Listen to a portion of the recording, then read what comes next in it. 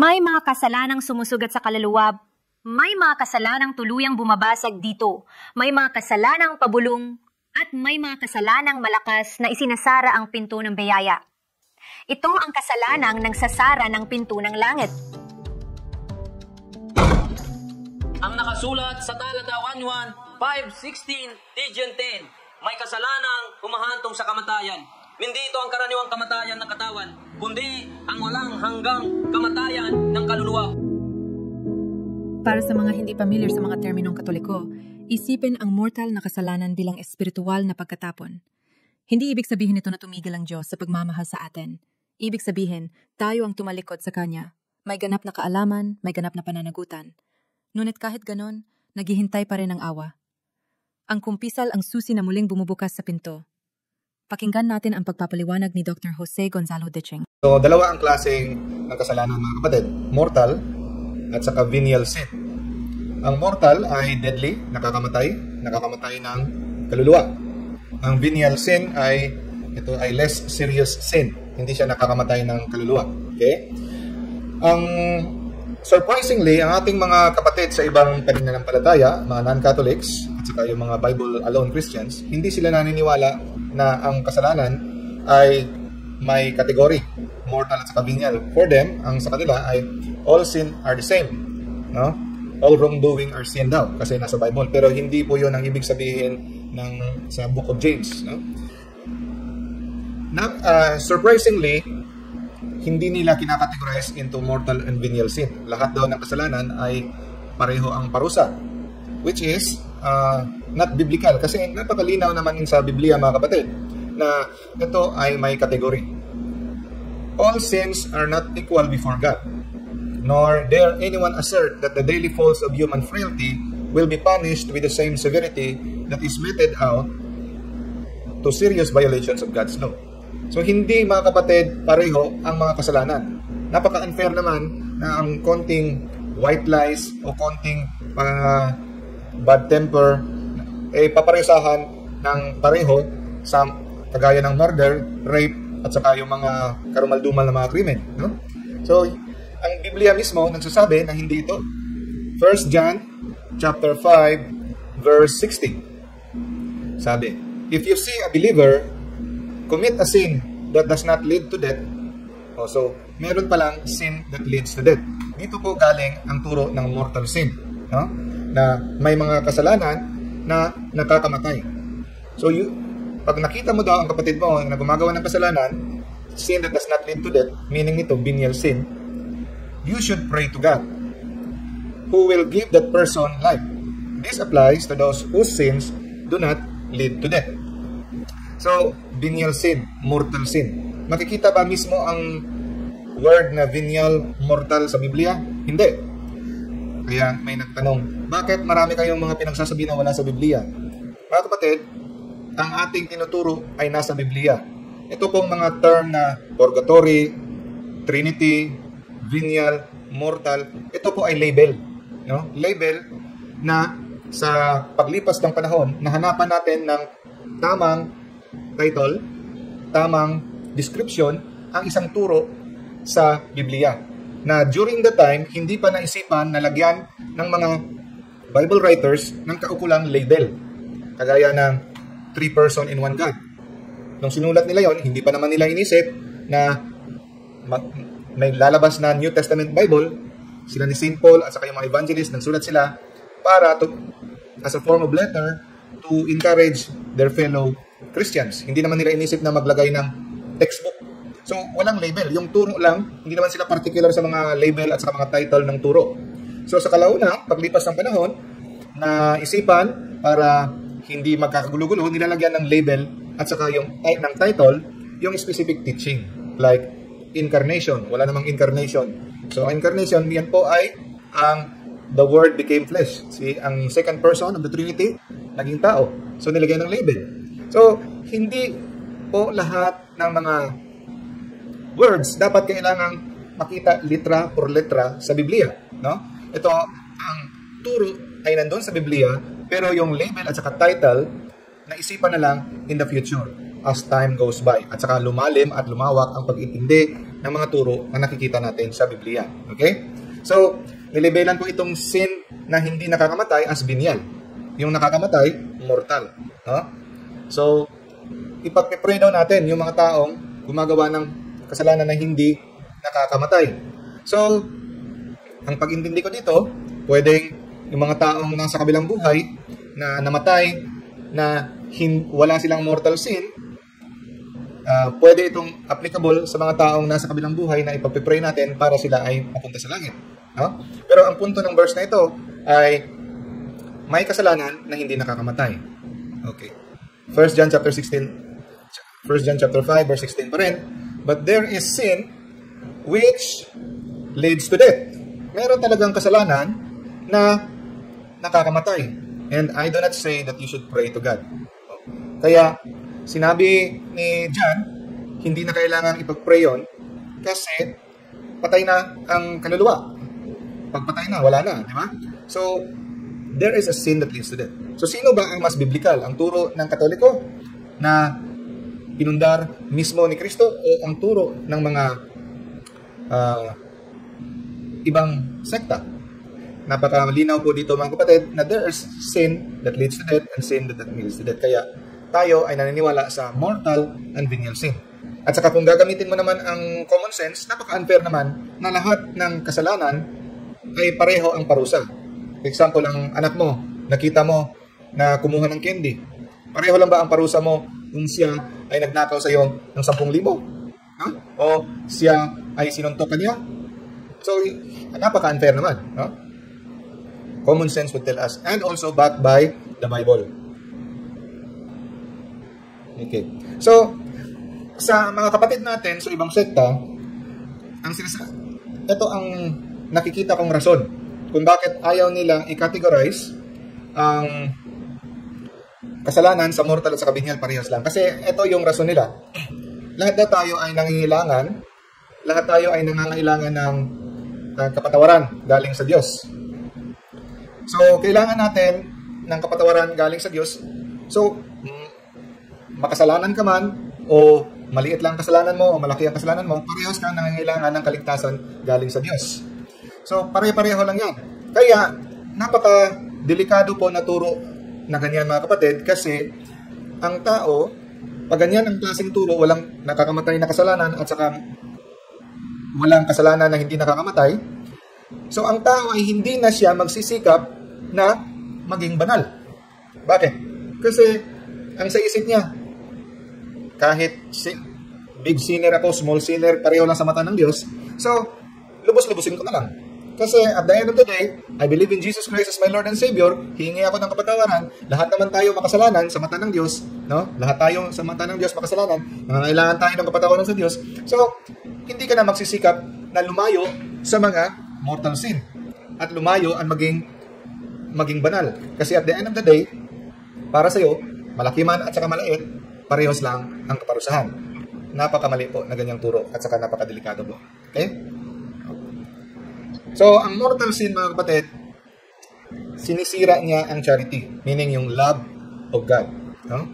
Yan po ang ating ultimate happiness. Makita natin si God at the end of our life.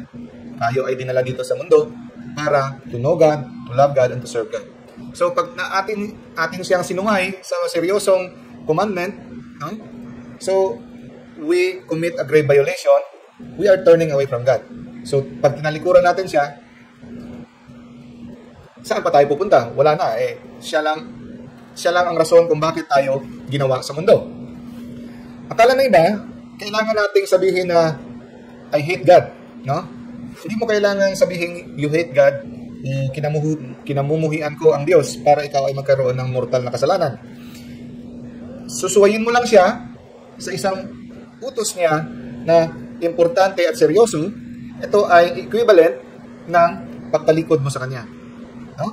So, kasi akala ng iba, kailangan mo talagang kabumuhian ng Diyos, kailangan mo talagang pumatay ng tao para magkaroon ka ng mortal na kasalanan. Hindi po. Pag siya ay sinuway mo sa serious na commandment niya, no? Ito po ay mortal sin. It destroys the love of God in your heart. Ang venial sin naman mga kapatid, ay hindi nakakamatay ng kaluluwa, pero ito ay nakaka-weaken, no? Nawi-weaken niya yung love in your heart. So, hindi ibig sabihin hindi siya nakakamatay. Ito ay gagawin natin paulit-ulit. Hindi ito ay maganda because it shows a very weak love for God. No? Pag tayo ay sanay sa paggawa ng venial sin, tayo ay madaling mahulog patungo sa mortal sin. So, kahit venial sin, hindi nakakamatay, atin pa rin iwasan na gawin ito. And let us strive to be perfect because our Father in heaven is perfect. Sabi sa Revelation chapter 21 verse 8, the one who overcomes will inherit all things. So, kahit we are already baptized, we are a believer of Jesus Christ as our Lord and Savior, we are part of the body of Christ, we are already saints, Jesus said we have to overcome. Kailangan tayong to strive to overcome until the end. Kasi yung mga duwag, the cowards, the unbelieving, the abominable, murderers, sexually immoral, sorcerers, idolaters, liars, their place will be in the lake that burns. That is the second death. Okay? So, ano ba ang parusa sa mortal sin? Dalawa po ang parusa ng mortal sin. Eternal punishment. Okay. Eternal punishment at saka temporal punishment. So, yung eternal punishment ay walang katapusan, no? Eternity, no? Walang katapusang parusa. Temporal punishment, from the word itself, temporary. Meron siyang hangganan. Yan po ang epekto ng mortal sin. Kaya sabi ng isang nagtestimony na from Ecuador, if I'm not mistaken, no? Sabi niya, if we are in a state of mortal sin, we are the extensions of hell. Ang mga demonyo dahil ay umaakyat pataas pababa sa atin na para tayo mga hagdanan ng impyerno. So kung meron tayong mortal sin, we are already living hell on earth.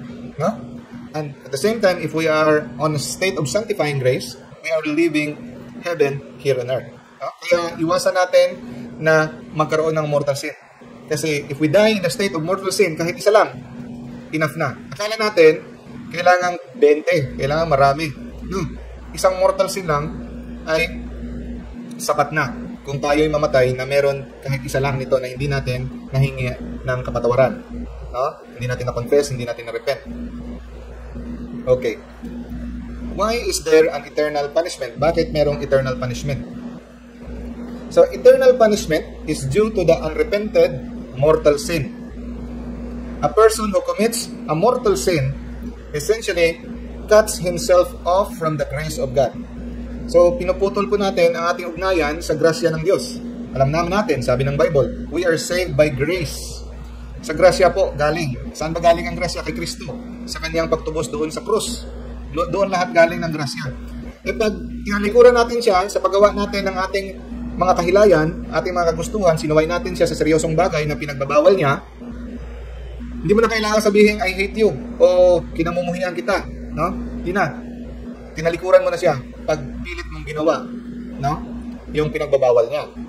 You cut yourself off from the grace of God. So, if he persists in this condition without repenting until you die, hanggang ikaw ay namatay, hindi mo talaga ito iniwanan, hindi mo ito pinagsisihan, no? You cut yourself for eternity.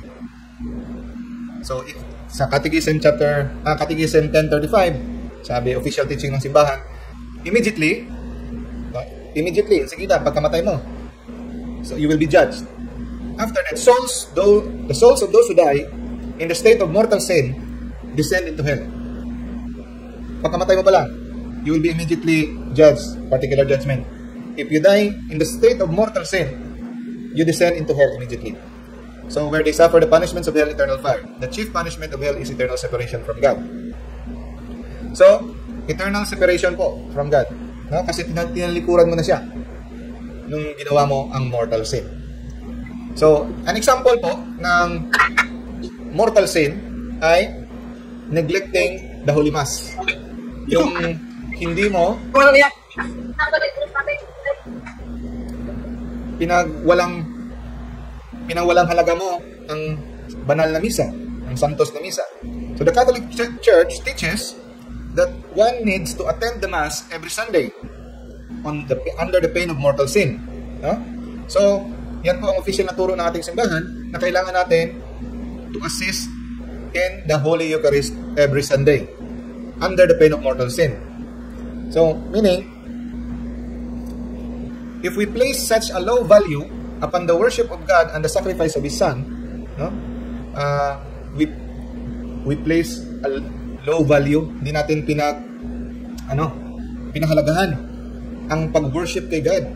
Kasi yan lang po ang sacrifice ni Jesus, na offering it to the Father.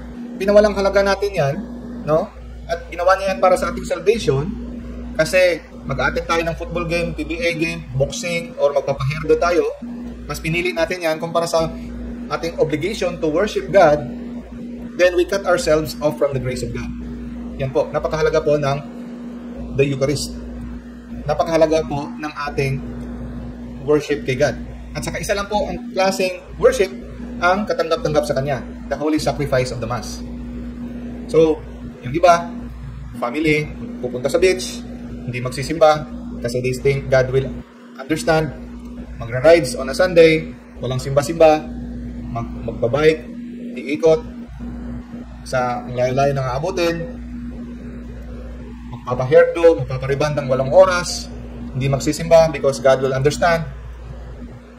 Napaka-importante ng game sa PBA, nag-date, o ano pa. So, ito po ang turo ng ating simbahan. Catechism 2181. The Sunday Eucharist is the foundation and confirmation of all Christian practice.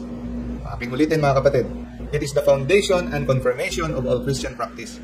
For this reason, the faithful are obliged to participate in the Eucharist on days of obligation. So, sa atin sa Pilipinas, 3 ang holidays of obligation. December 8, Immaculate Conception. December 25, Christmas. January 1, the Solemnity of the Mother of God.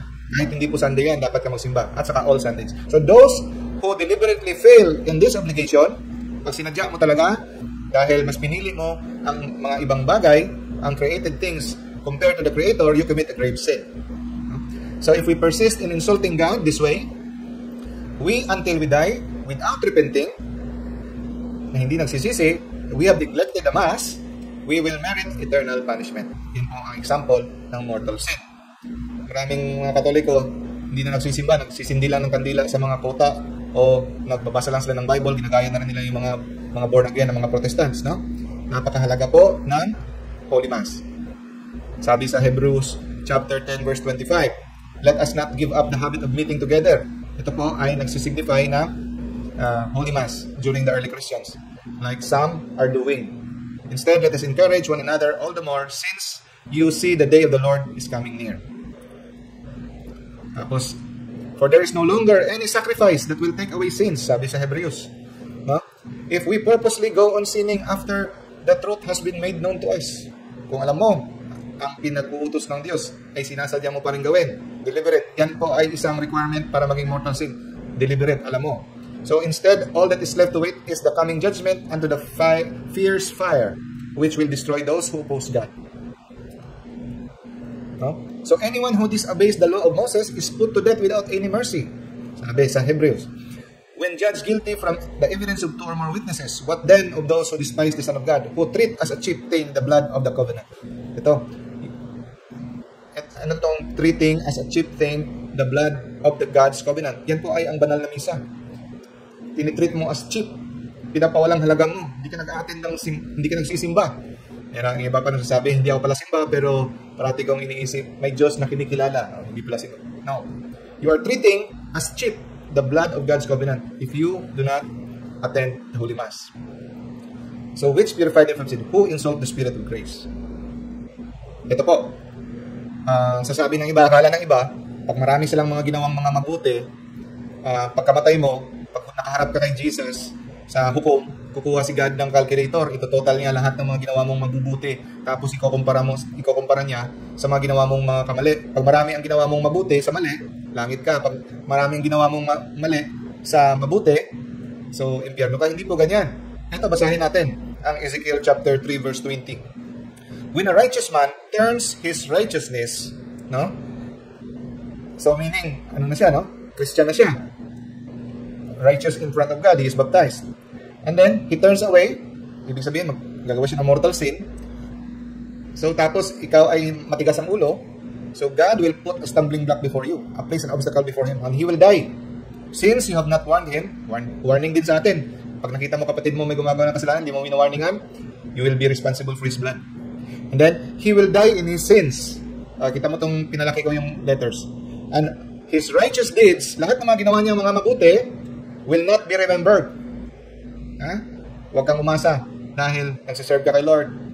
Pag ikaw ay namatay in state of mortal sin, namatay na nakikipagsuntukan, namatay na nakikipagsiping sa iyong kamit, namatay ka without repentance, no? All your righteous deeds will not be remembered. Kaya, tama po ang turo ng simbahan, no? One mortal sin is enough to send you to hell forever if you commit a mortal sin, if you do not repent. Okay. So, anong mangyayari if you repent? Or if you confess? So, because ang turo sa atin, mga kapatid, ang turo na ni Jesus, we have to go to the priest and confess our sins. So, anong mangyayari pag may mortal sin ka at na-confess ka? Matatanggal po ang eternal punishment. So, hindi ka na pupunta sa impyerno. Ano yung matitira? Yung temporal punishment. So, depende mga kapatid. Minsan, pag masyadong mataimtim ang iyong repentance, and then you made a perfect contrition, no? Great sorrow for your sin, pwedeng lahat ng temporal punishment mo matanggal. Pero, ang tao, dahil sa kahinaan, hindi masyadong may mga impurities pa. So, may matitirang temporal punishments. Kaya nga, sa confession, nagbibigay ang pare ng penance, penitensya, para masimula nang matanggal ang ibang mga temporal punishment. Kasi, ang temporal punishment ay pagbabayaran mo dito sa lupa. So, sa lupa at saka sa purgatory. So, kung hindi mo pa siya natapos, I cannot find the exact term. Hindi siya actually exact term yung pagbabayaran kasi hindi naman tayo makakabayad. Tawag dito, pagsilbihan, no? O signative of my tongue, no? Basta, you know the thought. Ang temporal punishment, no, can be remitted on earth. Pag hindi mo na ubos lahat yan na bayaran, buhay ka pa, magpapatuloy po yan sa purgatory. Pero, kung naubos mo ng bayaran, buhay ka pa, hindi ka nadadaan ng purgatory. Diretso ka na ng langit. So, kaya ang sinabi, you can pay now or pay later. So, mas maganda if you pay now. Kasi, walang apoy dito. No? Yung paghihirap dito sa pagpenitensya, sa pag-deny yourself to carry your cross, mas madali kumpara kung hihintayin mo pa sa purgatory. Okay. So, ang temporal punishments, mga kapatid, ay ma-remit, matatanggal sa ating repentance, sa ating penance, sa ating mga good works, at saka sa indulgences. Yung indulgences, describe ko lang ng sandali kasi meron tayong separate lecture para sa indulgences kasi mahaba na topic yan, very controversial, maraming misunderstanding dyan. No? We will make a separate lecture about indulgences kung ano yan. So, ang indulgences ay mga ating mga gagawin na mga requirement ng simbahan. Ito ay nakakatanggal ng temporal punishment sa mga kasalanan na napatawad na. Okay. Yung suffrages, yan po ang indulgences na ina-apply natin para sa mga kaluluwa sa purgatorio. So, yan po ang nakakatanggal ng temporal punishment dito sa lupa habang tayo ay nabubuhay pa. Yung sa kaliwa, yung sa kanan, yun ang nakakatanggal ng temporal punishment doon sa kabilang buhay sa purgatorio. So, again, repentance, sorrow for sin, penance, good works, and indulgences. So, the church in granting an indulgence to the living, kasi yung indulgence, pwede lang gamitin ng tao pag buhay siya. Pag ito ay in-apply niya sa kaluluwa sa purgatorio, ang tawag po dito ay suffrage. No? Suffrage ang tawag dyan. Kasi ang simbahan ay walang jurisdiction sa mga tao sa kabilang buhay. May jurisdiction siya sa mga tao na buhay pa dito. Okay. So, pwede niyang mabigay ang indulgence sa taong buhay. Hindi niya pwedeng mabigay ang indulgence sa taong patay na sa purgatorio. Yan tawag niyan ay suffrage. So, ang suffrage ay the church asks God, petitions God to accept the works of satisfaction and in consideration thereof to mitigate or shorten the sufferings of the souls in purgatory. Okay. So, temporal punishment or temporary punishment. God requires us satisfaction for our sins. No? So, nagre-require si God para sa satisfaction for our sins. So, yung mga ginawa mong kasalanan, meron po siyang kaukulang parusa. Kasi, pag may ginawa kang mali, may damage po kasi siya. no? Kagaya ng sirain mo yung garden ng kapitbahay mo. Papatayin mo yung mga bulaklak niya kasi nagalit ka. So hindi naman pwede mag-sorry ka, hindi ka magtatanim ulit ng mga bulaklak na sinira mo. So may damage yung ginawa mo kahit sabihin mo pang personal sin. May damage yan. May epekto yan sa mga tao sa palibot mo. So since God is justice, kaya i-satisfy ng requirement ng iyong offense. So why? Yung tanong, why? Bakit? When sin is forgiven, so punishment still be applied. Bakit? Bakit kailangan pa? Ang sabi ng ating mga kapatid sa ibang sekta, gagamitan nila ng verse na Romans chapter 4 verse 8. Ang sabi ng Bible, blessed is the one whose sin the Lord will never count against them. Oh, hindi na ika-count against ni God ang sin. Bakit may parusa pa? Hindi biblical yung tinuturo niyong mga Katoliko. Oh, blessed is the one whose sin the Lord will never count against them.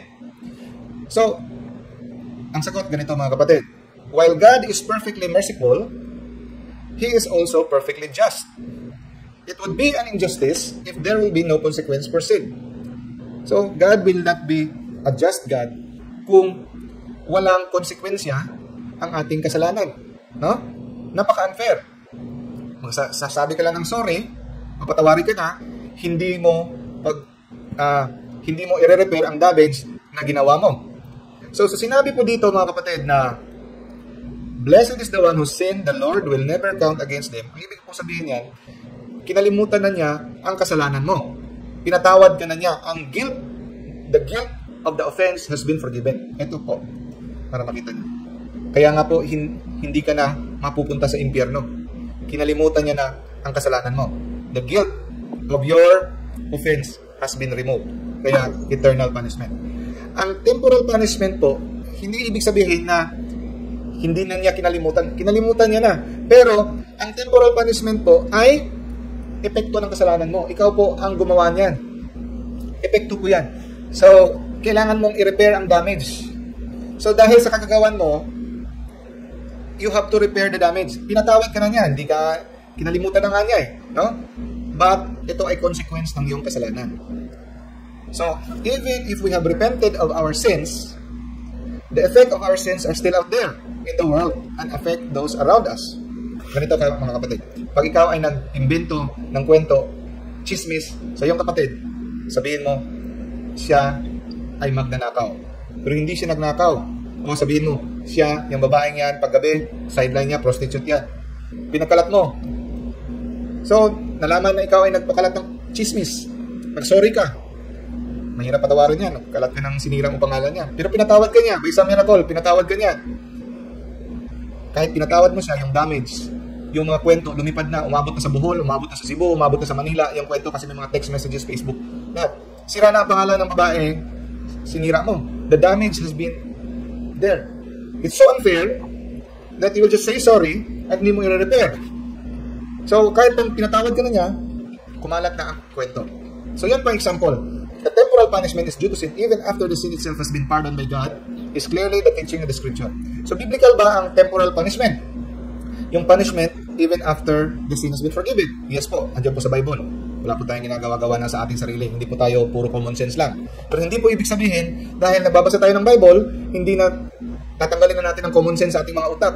Kasi, puro nakakainis na minsan, yung mga kapatid natin sa ibang sekta, puro saan mababasa sa Bible, saan mababasa. Pag ginamitan mo sila ng common sense, with the explanation ng Bible, sabihin nila, ayaw namin ng common sense, gusto namin mababasa sa Bible. Hindi naman po ibig sabihin na babasa tayo ng Bible, tatanggalin na natin ang common sense. Kaya, naliligaw, nawawala tayo ng landas sa interpretation ng Bible dahil inaalis na natin ang ating common sense. Kasi puro tayo letra por letra. Okay.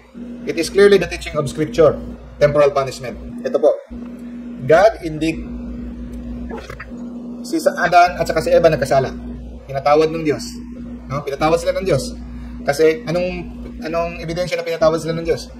He gave them the power to govern all things. But in Genesis chapter 3 verse 19, hindi niya binalik ang mga preternatural gifts. And still condemned them to eat his bread in the sweat of his brow until he returned unto dust. So dahil sa kasalanan nila, kahit pinatawad na sila, alam niyo ba si Adam at saka si Eve, they are saints? there are a feast day of them is, if I'm not mistaken, December 24. No? Saints Adam and Eve. They have been forgiven. Pero as a consequence ng kanilang kasalanan, they have to magbabanat sila ng buto until the day they die. Okay. Si Moses at saka si Aaron nagkasala sa Diyos. Si Moses, nung inutusan siyang idampi ang kanyang tungkod doon sa bato para lumabas ang tubig, he will touch his staff on the stone of Meribah para lumabas ang tubig kasi nagrereklamo yung mga Israelita walang tubig. Anong ginawa ni hinampas niya, imbes na ipatouch lang, hinampas niya 2 beses pa at saka ininsulto niya ang Israelites. Dahil doon nagalit ang Diyos, pero pinatawad siya ng Diyos. Pinatawad si Moses, si Aaron. Pero kahit pinatawad na sila, ang punishment niya remain. Okay? Di ba Lord, pinatawad mo na ako? Bakit hindi mo pa rin ako i-allow to reach the promised land? Alam niyo ang punishment ni Moses? Hindi siya nakarating sa promised land. Yan ang temporal punishment niya. The result of his disobedience. Si Aaron at saka si Moses, sila ang nagdala ng mga tao sa promised land pero sila mismo hindi makapasok. Yan ang punishment. But the Lord said to Moses and Aaron, because you did not trust me enough to honor me as holy in the sight of Israelites, you will not bring this community into the land that I give them. Okay. Now, si Miriam, kapatid ni Moses, they backbite, they talk behind Moses, nagalit si Lord. And then, nagkaroon siya ng leprosy. Pumuti ang buong niya ng katawan sa leprosy. Tapos, nang makaawa si Aaron kay Moses, please sir, do not make us suffer this punishment for a foolish sin. Don't let her become like something born dead with half its flesh eaten away. So Moses cried out to the Lord, "Oh God, heal her." Heal her. Pinatawad si Miriam ni Lord. Pero, as a consequence ng kanyang kasalanan, she would have to bear her disgrace for 7 days. Kita mo? Pinatawad na, pero ang consequence ng sin andyan pa rin. So, let her be shut out of the camp for a week. And after that, she can be brought back in. Miriam was shut out of the camp for 7 days. Ito, matindi. Si David. So, para sa mga nahuli, I am explaining scripture, the temporal punishment. No? Temporal punishment in scripture. Si David, no? Isang araw, dapat sasama siya sa gera, sa battle. Hinayaan niya lang yung kanyang general na si Uriah, yung kanyang trusted general. While he is relaxing, during the evening, nakita niya si Bathsheba, taking a bath under the moonlight. Nabighani siya, tinawag niya, may nangyari sa kanila. Ang asawa ni Bathsheba, si Uriah. Si Uriah, his trusted general. Tapos, nabuntis si Bathsheba. So, para hindi mabuko, nung umuwi si Uriah, sabi ni David, Uriah, magsiping ka sa asawa mo. Pero sabi ni Uriah, ayoko po kasi unfair sa mga tao ko. Nakipagdigmas na doon, ako mag-enjoy with my wife. Kaya, hindi talaga nagsiping siya. So, mabubuko siya kung saan galing ang anak niya. Ang ginawa ni David, para hindi siya mabuko, pinapatay niya si Uriah. Tinraidor niya ang sarili niyang general na napakabuti sa kanya. Kasi, inagaw niya ang asawa. So, mabait si David, tignan, no? Pero ito yung napakalaking kasalanan niya. So, pinapatay niya si Uriah. Tinraidor niya. Si Prophet Nathan, pinadala ni Lord para sumbatan si King David. Saka sabi ni Prophet Nathan, karumaldumal ang ginawa mo. No? And then, anong sabi ni David? I have sinned against the Lord. No? Sabi ni David, 2 Samuel chapter 12, verse 13, I have sinned against the Lord. The Lord took away the sin of David, but the life of the child was forfeited because David had made God's enemies blaspheme his holy name. So, pinatawad si David ng kanyang kasalanan ng ginawa niya sa pagpatay kay Uriah at inagaw niya ang asawa ni Uriah si Bathsheba. No? Pinatawad siya. Sabi ni Prophet Nathan, the Lord has taken away your sin. You will not die. Tinanggal na ang eternal punishment. But nevertheless, because by this deed, you have shown utter contempt for the word of the Lord, the son born to you will surely die. So, ito po ang temporal punishment niya. Consequence ng kanyang kasalanan. Pinatawad siya ng Diyos, pero mamatay pa rin yung anak niya. Diba sabi, unfair Lord, di ba kasi pinatawad na? Oh. In the New Testament as well. So, yan po ang scripture proof ng temporal punishment. In the New Testament as well as the old almsgiving and fasting, as in general penitential acts are the real fruits of repentance. So, magpakita ka daw ng fruits of your repentance. Yung fasting mo, almsgiving, penitential acts. Kagaya ng ginawa ni Zacchaeus. No? Hindi enough na kasi cheater siya ng mga tax, ninanakaw siya ng kaban ng bayan, kaban ng tao. Sabi niya, I will give half of my possessions to the poor. So itong pagpakita niya ng fruit ng kanyang repentance. Hindi enough na you ask, sorry, yun lang. Kailangan mong i-repair. And then, sabi nga niya, I will pay back 4 times ng ninakaw ko. 4 times pa. Hindi lang yung equal amount ng ninakaw niya, 4 times. Kaya sinabi ni Lord, today, salvation has come to this house. Kailan sinabi ni Lord na today, salvation has come to this house? Nung sinabi niya, I will pay back 4 times the amount. No? So, although Jesus paid the price for our sins before God, He did not remove our obligation to repair what we have done. So, hindi niya tinanggal. Kahit pinatawad niya tayo sa cross, hindi niya tinanggal yung obligasyon natin na ating i-repair ang damage na ginawa natin ng ating kasalanan. So, for example, if you steal someone's car, you have to give it back. It is not enough just to repair. You have to give back. So, maraming hindi nakakaalam. Ang kasalanan po ng pagnanakaw, pag-cheat, hindi po mapapatawad pag hindi na wala tayong planong ibalik yung mga ninakaw natin at saka sa ating loloko. For example, someone convicted of capital murder, di ba, may bargain at saka may deal. Pag yung inamin, hindi ka bibitayin. Magiging life imprisonment. So, hindi ibig sabihin, pinatawad siya kasi inamin niya, pinagsisihan niya, hindi na siya ikukulong-kukulong pa rin. So, kasi, importante, in the eyes of God, we have to be pure. His eyes are too pure to behold evil. So, yan po ay disiplina ni Lord. No? My son, do not take lightly the discipline of the Lord. Do not lose heart when He rebukes you. For the Lord disciplines the one He loves. He chastises every son He receives.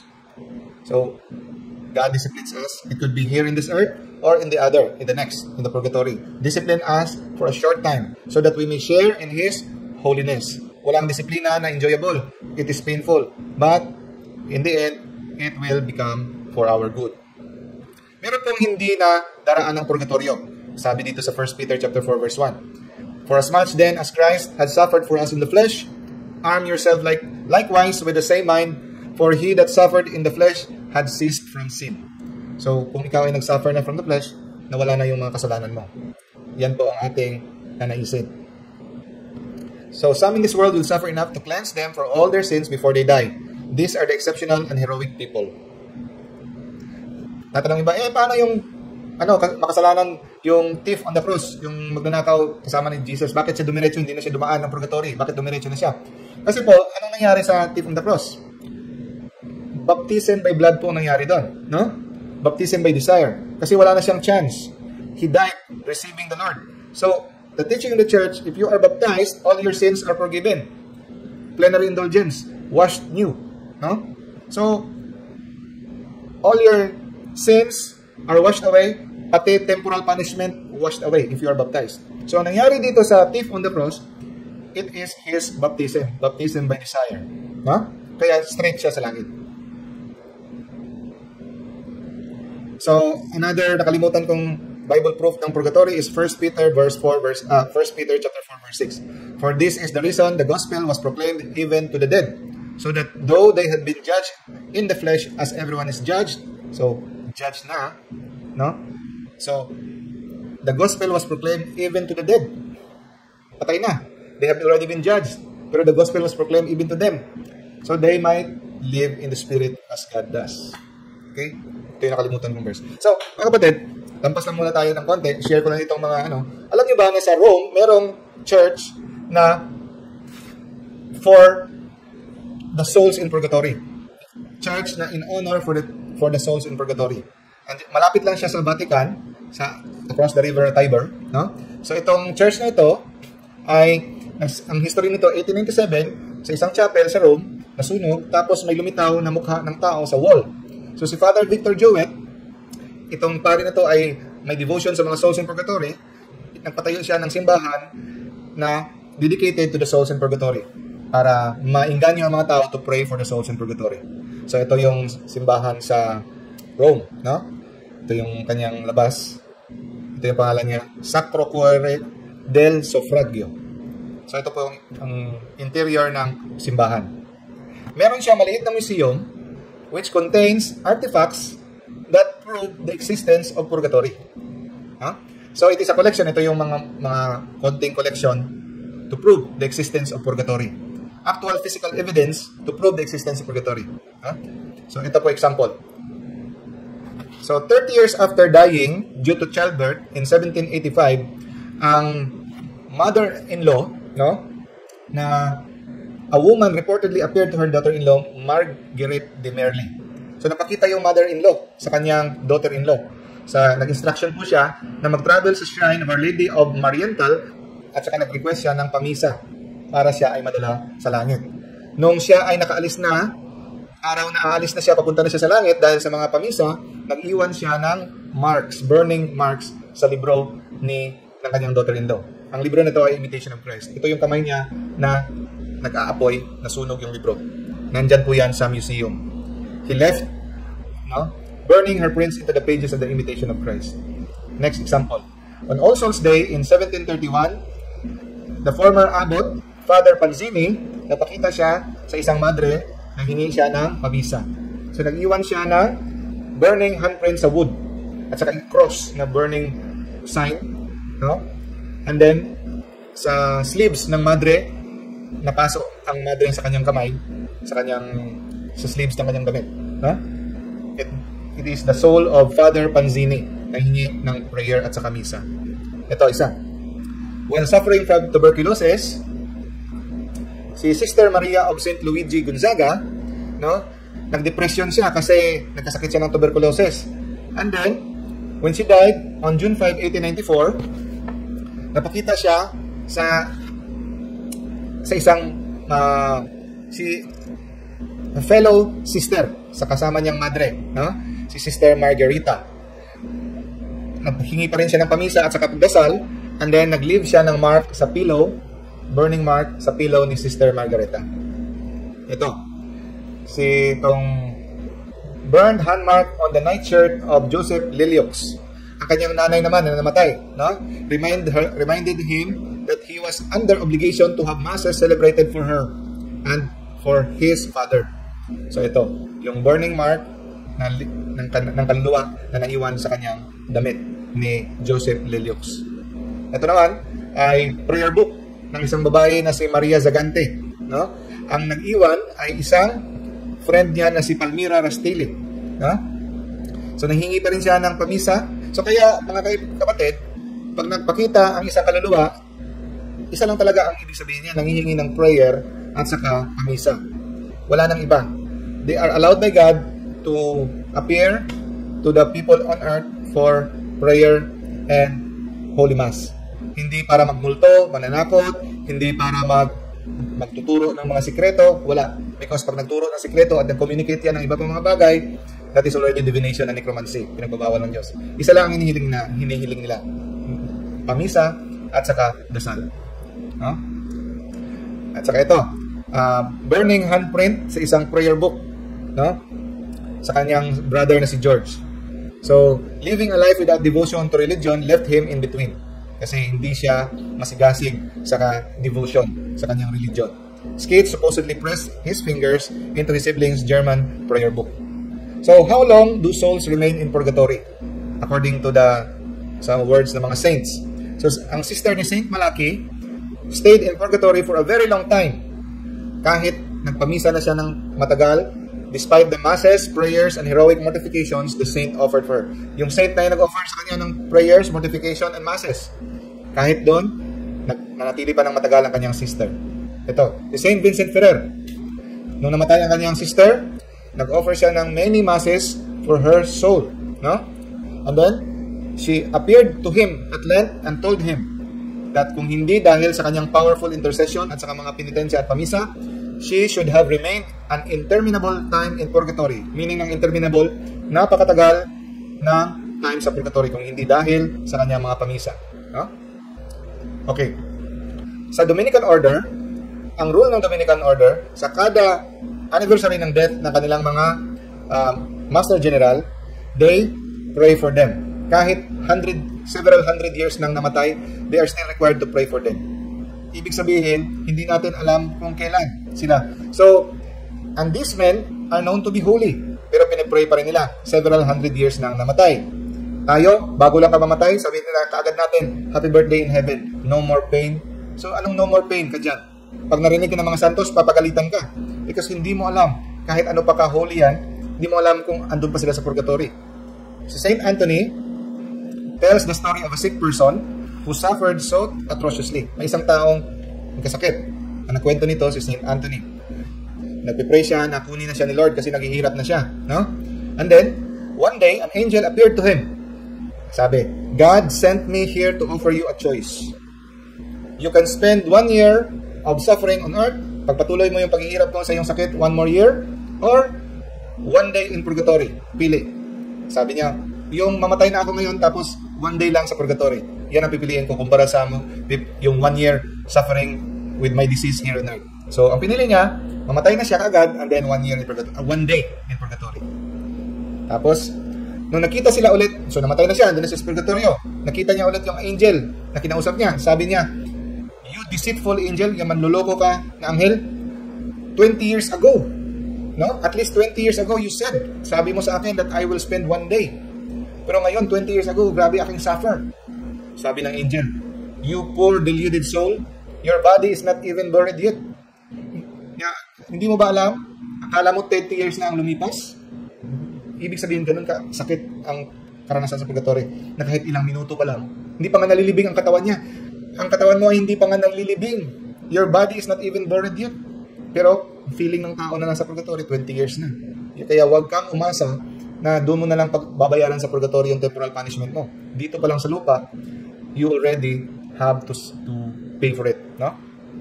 So when Padre Pio was asked how long a particular soul would stay in purgatory, sabi ni Padre Pio, at least 100 years. No? So we must pray for the souls of purgatory.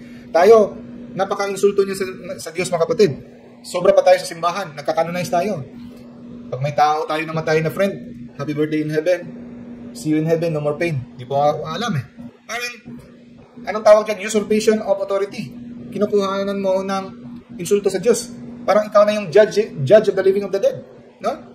Hindi mo alam kung taong sinasabihan mo you're in heaven is sa impyerno. Actually, insulto yan sa Diyos. Si St. Louis Bertrand, no? Si St. Louis Bertrand, ang tatay niya ay napakadiboto, holy. Gusto nga niya mag-Carthusian monk, no? Pero hindi siya natuloy dahil nagpamilya siya. Pero mabait yung tatay niya. Nung namatay siya, no? Nung namatay siya, ang anak niya na si St. Bertrand nagpamisa sa kanya kasi alam niya kung ano ka-stricto ang judgment ng Diyos, no? He offered many masses and many prayers for his father.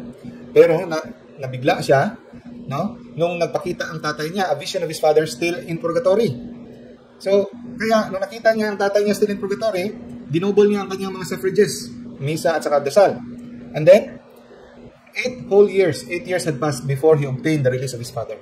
Ganun nakahuli ang papa niya, no?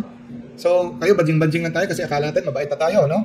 Pero ganun, muntik na nga naging monk yung tatay niya. Eh. Tapos, ang anak niya, saint. Mas epektibo pa yung prayer at saka pamisa ng anak niya kasi saint, no? Pero, 8 years bago napunta sa langit. And it was related to a holy nun in Pamplona who had succeeded in releasing many Carmelite nuns na the average spend of Carmelite nuns in purgatory is 30 to 60 years. Ito, si Raymond Diocres. Isa siyang professor, no? At saka ang reputation niya ay isa siyang mabait na tao. Nung namatay siya, mga fellow professor niya sumama sa kanyang libing, mga maraming pare at saka mga estudyante niya. Pero nabigla sila. In the middle of his funeral, bigla siyang tumayo at sumigaw. Sabi niya, by the judgment of God, I have been accused, judged, and condemned. And then, bumalik siya sa pahiga at hindi na siya tumayo ulit. No? So, the renowned professor had meron pala siyang hidden vice under the appearance of virtue. But God, who scrutinizes hearts, know his sins and punished him for them. So dahil dito, si Saint Bruno, nakita niya ang funeral, dito, nagtayo si Saint Bruno na siya ang founder ng Carthusian monk. Saint Bruno, dahil natakot siya sa nakita niya. Kasi witness siya during nung si Raymond Diocres ay bumangon at nagsabi, by the judgment of God, I have been accused, judged, and condemned. Sa mata ng tao, siya ay mabait. Siya ay virtuous. Pero ang Diyos ay hindi mo malilinlang. Alam niya ang nasa puso ng tao. No? So, St. Vincent Ferrer, on how only a few among thousands were saved at God's judgment. Ito ay testimony ni St. Vincent Ferrer. So, eto, may isang archdeacon sa Lyons. He gave up everything, went to the desert to do penance. Nung namatay itong archdeacon na ito, no, namatay siya at the same time nang namatay si Saint Bernard. Magkasabay sila, namatay. And then, itong archdeacon na ito, napakita siya sa kanyang bishop. At saka sinabi niya sa kanyang bishop sa vision, Monsignor, sa oras na namatay ako, kasabay ko si Saint Bernard. Sa araw na yon, 33,000 ang mga namatay. Sabay kaming humarap sa judgment. Sa 33,000 na namatay na araw na yon, 3 lang ang napurgatoryo. Lahat napunta sa impyerno. 33,000 on that day ang namatay sa buong mundo. 3 went to purgatory and all those others fell into hell. So another testimony, isang brother na very holy, nag-preach siya, tapos isang babae na nakinig, an immoral woman, fell dead because of sorrow sa kanyang preaching. Pero nabuhay siya ulit. Pero nung namatay daw siya, ang testimony yung babae, na 60,000 sila humarap sa judgment from all parts of the world. 3 lang ang napunta sa purgatorio, and the rest were done. Ay, nakalimutan ko pala mga kapatid. Si Saint Bernard at saka yung archdeacon, sila lang yung napunta sa langit straight. 2 lang sila napunta sa langit straight, okay? 3 ang na purgatorio, the rest went to hell. Okay. So, next topic natin siguro, we'll make a separate topic about indulgence kasi maraming interpretation ng indulgence. So, ganun mga kapatid, to strict ang judgment ni God. Kaya kasi sabi ni God, lahat ng mga idle words, we will have to give an accounting on the day of judgment. No? So, I hope you learned from this lecture. Okay. Hello, mga kapatid. Oy. So, Sis Nerelisa, Brother Boone, Brother Robert, Brother Danilo. Brother Danilo, ikaw lang mag-closing prayer. Oo. Open your microphone. Madungog na kundok. Madungog na. Sige, magampot ha. Kaya samahan sa anak ko. Amin. Amon ng ipangamahan, salamat kayo. Amin yung kagabion, din kami nagpaminaw sa Catholic Catechism. Salamat kayo, Lord, ng kami nakadugang sa kalibalo, kabahin sa mga pagtuko sa pagtulungan ng Katoliko. Katulad Lord, nga kini matanong sa kasapagsanan ng mga una-una.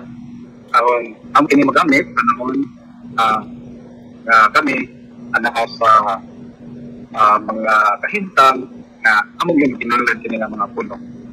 O Lord, kami nangayon kanunay sa imong guidance o panalangin niya ang among speaker, Lord God. Si Dr. Dixon, punta pa ng pamahin na pagkakatan po isagdagan para mga pagtulungan kabahin sa Catholic Catechism. Amahan, wala ni mahimo kung wala ka. O kagamit may pagkatulog kung galing na uman sa mga inahal sa kinabuhi. Punta, kami sa tunay, anaa sa mayang makahintang, o ang tulog mapuhon sa mga pagmata, naot na makatubay ni sa mga bimuhaton, o makasulot ni sa mga kasubukan.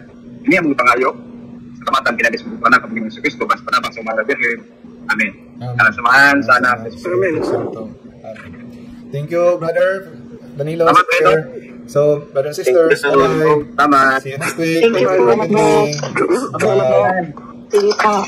Wala na yung mga pagkatala? Marami. Wala na yung mga katanungan? Sige. Thank you. Bye-bye. May ano po ako. Ano sis? May pahabol kasi. Sige sis.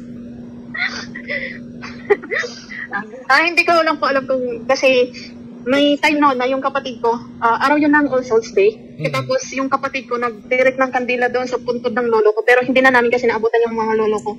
And then nagkaroon na parang nagtatanong yung tiyuhin ko kung nasaan yung puntod ng lolo ko. And then napansin na lang ng kapatid ko na parang yung pantalon niya nasusunog pero hindi niya ramdam yung init. Wala siyang nararamdamang init pero nasusunog talaga yung pantalon niya. Kasi sabi ng makakakita, ang kapatid ko din atang isa na Nano. Kanina, kapapakinggan ko yung yung po, Ditsing. So, parang naisip ko, baka nagpaparamdam yung mga lolo namin at that time. Pero yun nga kasi medyo hindi namin kilala lang namin sa pangalan. So, nag-offer naman. Lagi naman kami nag-offer ng padasal at saka sa mass din kapag All Souls Day. Kapag November, hindi totally as in November to kasi minsan may time na nag-anap parang pera. So, basta November nag-offer. So, yun, parang naisip ko na baka nga, nung time na yun, magpakaramdam yung lolo ko kasi yung time na ito, sabi ko, kung hindi niya nararamdaman yung init, baka share lang, nag-share. Totoo yan. Pwede talaga sis. Pwede. Kaya wala nang ibang ibig sabihin yun. Nagpapamisa talaga yun. So, mabuti naman at saka marati kayo nag-offer ng pamisa sa kanila. So, kawawa naman. Yun. Isang paraan yun na para maalala sila parati. Okay. Sige. Okay, sis. Thank you sa sharing, ha? Sige. So, wala nang tanong? Okay? Thank you din po. Okay. Sige. See you next week. Bye-bye. Thank you, sis. God bless. Sige po, thank you. Okay. God bless po.